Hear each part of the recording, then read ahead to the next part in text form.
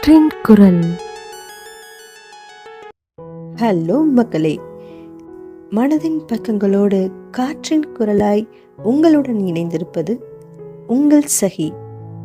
இன்னைக்கு சிக்னல்ல நின்ன 2 நிமிஷம் என் மனசுல ரொம்ப நேரம் நின்றுட்டு இருக்கு.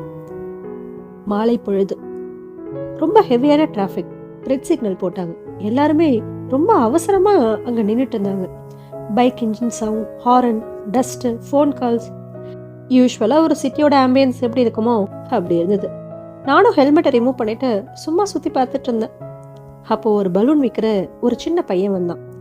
மேக்சிமம் ஒரு 10 வயசு இருக்கும். கையில நிறைய பலூன்ஸ், சிவப்பு, நீலம், மஞ்சள்னு.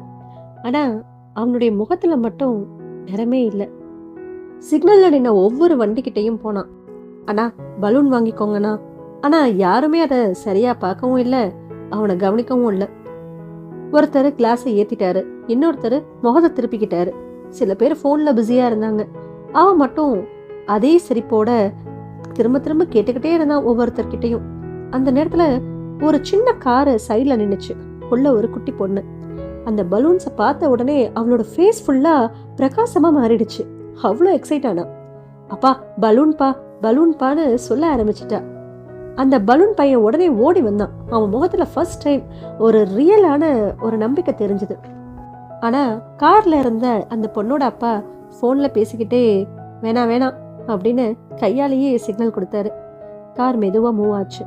அந்த சின்ன பொண்ணு பின்னாடி கிளாஸ் வழியா அந்த பலூன்ஸையே பார்த்துக்கிட்டு போனா. அந்த பலூன் விற்கிற பையன் மட்டும் சில நொடிகள் அந்த இடத்துலயே நின்றுட்டு இருந்தான். அந்த சீன் அப்படியே ரொம்ப ஒரு மாதிரியா இருந்தது.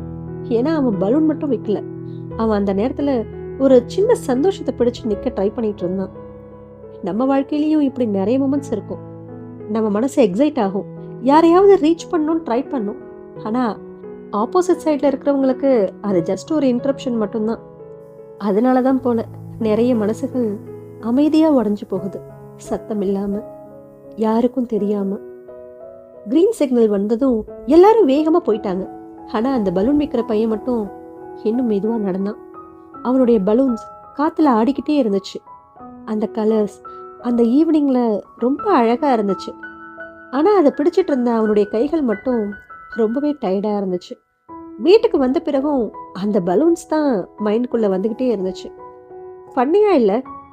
சில பேர் மற்றவங்களுக்கு தன்னுடைய சந்தோஷத்தையே விற்கிறாங்க. ஆனா அவங்க வாழ்க்கையில மட்டும் அந்த சந்தோஷமே இருக்காது.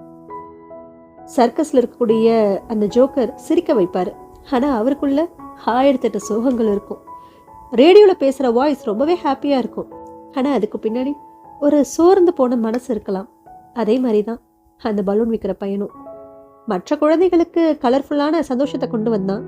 ஆனா அவனுடைய அந்த குழந்தை பருவம் மட்டும் ரோட்லயே நடந்துட்டு இருந்துச்சு. இதுல இருந்து ஒரு விஷயம் மட்டும்தான் புரிஞ்சுது. நாம எல்லாரும் ஏதோ ஒரு பலூன் பிடிச்சுக்கிட்டே தான் வாழ்றோம். ஒருத்தர் கனவு, ஒருத்தர் ரிலேஷன்ஷிப், ஒருத்தர் நம்பிக்கை.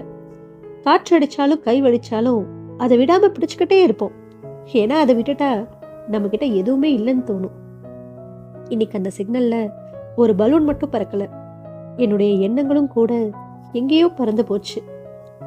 சரி, இது வரைக்கும் மனதின் பக்கங்கள் பார்த்தோம். இதே போல சிக்னல்ல பலூன் விற்கிற குழந்தைய பார்த்தாலோ இல்லை ஏதாவது பொருட்களை விற்கிற குழந்தைகளை பார்த்தாவோ ஒரு செகண்ட் இக்னோர் பண்ணாம பாருங்க. சில சிரிப்புகளுக்கு பின்னாடி ரொம்ப சீக்கிரமா பெரியவங்க ஆக வேண்டிய வாழ்க்கை இருக்கும். மீண்டும் ஒரு இரவில் இன்னொரு பக்கத்தோடு சந்திப்போம். நன்றி.